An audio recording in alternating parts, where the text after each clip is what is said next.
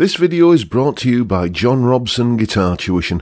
If you enjoy the content, please consider supporting the channel by enrolling on a course, purchasing some guitar lessons or a t-shirt, or you can join my Patreon. Now, on with the show. Hello chaps, welcome once again to John Robson Guitar Tuition. As always, I do hope you're well.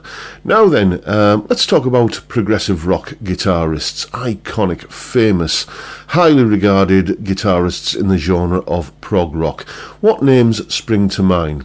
Well, probably Steve Howe, probably top of the list. Yes, maybe Steve Hackett from Genesis. Then you might be thinking of maybe David Gilmour from Pink Floyd, or possibly Andy Latimer from Camel. But there is another name that we need to add to the list, and one that doesn't often get mentioned. I'm talking about Roger Hodgson, one half of essentially the main duo responsible for Supertramp, him and Rick Davies. Now, I'm a big fan of Supertramp. One of my favourite albums is Crime of the Century. But the solo we're looking at today comes from the album which came out after that, the massive Breakfast in America, and one of the big singles off that album, Goodbye Stranger. It is one of those solos that habitually radio DJs will just blether and talk and kind of get in the way of as the song fades out, because it's a solo on the fade out of the song. And I've had a little bit of a stab at playing it, and it goes like this.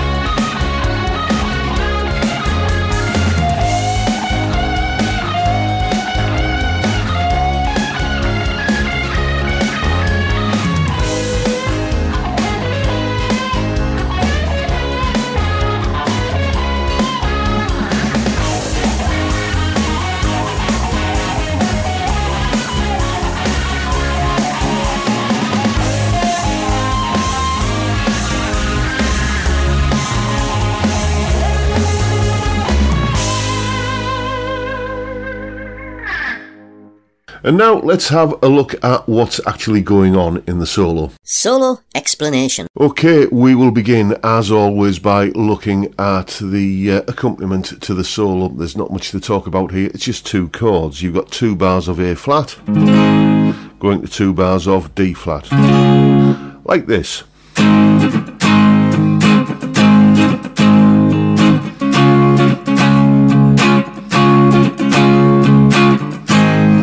Essentially 8 times through that provides the backdrop for the solo, and it's probably more than 8 times because it fades out, but I went 8 times through until the thing was circling the drain and it had faded out.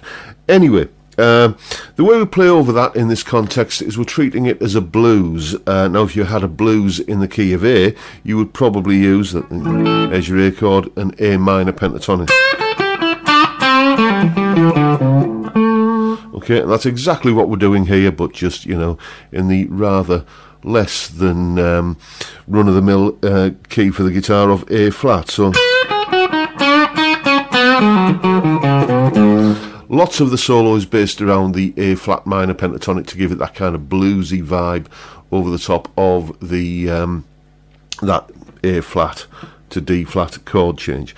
There's actually an extra couple of notes in here as well. We're adding in the B flat and the F note into proceedings as well. Now when you do that, and many blues guitarists will habitually just do this without thinking, where you take your minor pentatonic like that and then add in the pair of notes there like that. It gives you something called the Dorian mode. Did a video on this a while ago. I think I called it something like the other blues scale. It's if you want a little bit of extra kind of a few extra colours on your palette for playing blues, then get a little bit Dorian. Anyway, The solo begins with essentially 6 bars of pretty much just one note, where we're going into this G flat note here, sliding up to it every now and again from the F 1 fret below it, like this.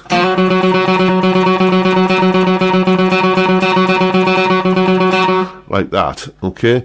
Just playing in strict kind of 16th notes, and this is where you really begin to notice the effects that he's using. There's very definitely a wah being used on this solo, and I think there's a Leslie in there as well. I certainly recorded with like a Leslie plug-in to get somewhere near the sound. So anyway, after the first 6 bars of just that one note, we have our first encounter with this Dorian mode scale I've been talking about, where we basically come up the 4th string, just mapping out that scale like this.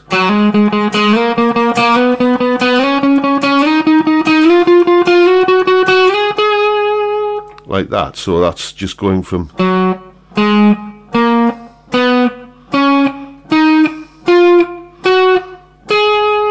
those notes there, mapping out the A flat Dorian mode, which is the same thing as the G flat major scale, but you're just shifting the focus from the G flat note up to the A flat note. Once we've got up there, we start another little kind of bluesy idea, which I'll come to. Basically, it's all part of this lick.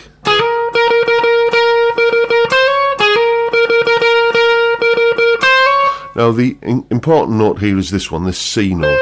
Why is that important? Well, C is the major third of the A flat chord. And again, we're kind of playing bluesy ideas over this. And, you know, in a typical blues, you might use your minor pentatonic, like that, but also occasionally add in the major third, like this. So, which is, there's that C note there. You can see it's being added in up here as I said, part of this lick. Like that. Couple of times through that, then we've got, let me have a look, yeah, we've got this.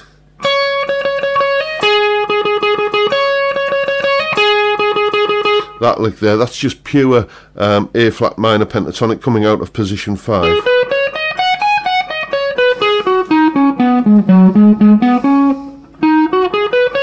So you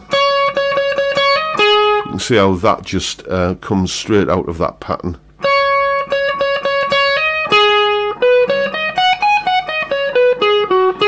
Straight out of that pattern of the pentatonic. After that, we come to another important thing that's going on in this solo in terms of the phrasing.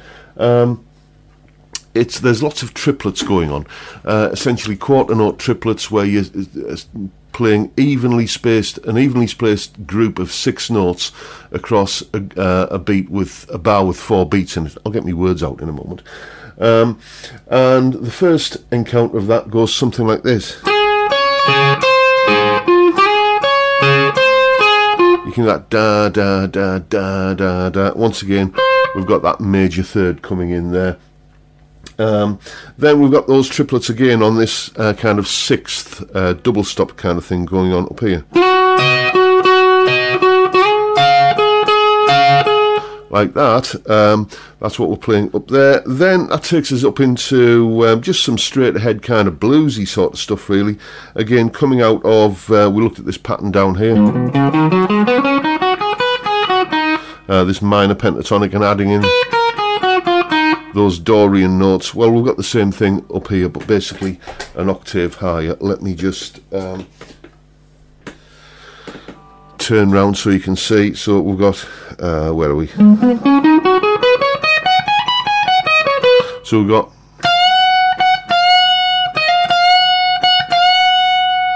and then just kind of bending from that F, which is one of the Dorian notes, up to the G flat in the solo. Then we've got again triplets as part of this sort of descending lick, like this.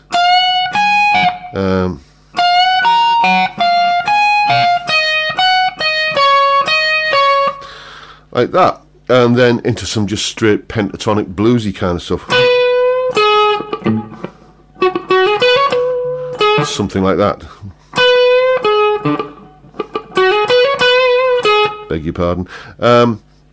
Then after that, just referring to the tab once again, yeah, we've got we're into the sort of final stretch of the solo now, and we've basically got some double stops, basically thirds, kind of thing that you would often see in a country solo, but you know, taking that that A flat major pentatonic, sorry, that A flat Dorian mode, and like that, and a third is basically, there's the A flat note, go 3 notes up, takes you to B. So whenever you have an A flat note, you pair it up with a B. Go to the next note, that's a B flat. 3 notes up the scale from that is a D flat, so we're pairing those notes up together, and so on. And that can be played on this pair of strings like this. So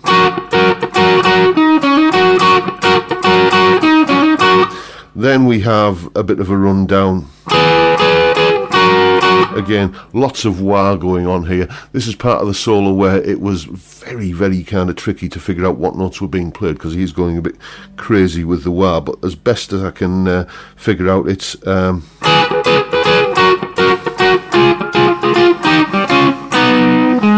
to take us down into this this thing here. So basically just using these thirds,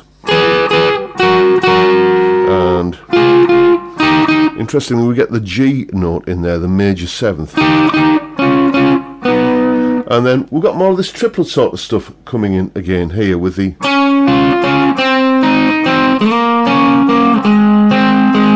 again playing more to the A flat major there, because we've got this major 3rd in there. So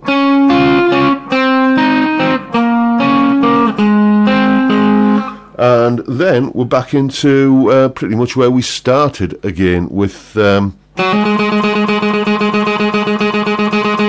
sort of thing there, just that rapid 16th note picking on this A flat note here, which he then scoots up an octave up here.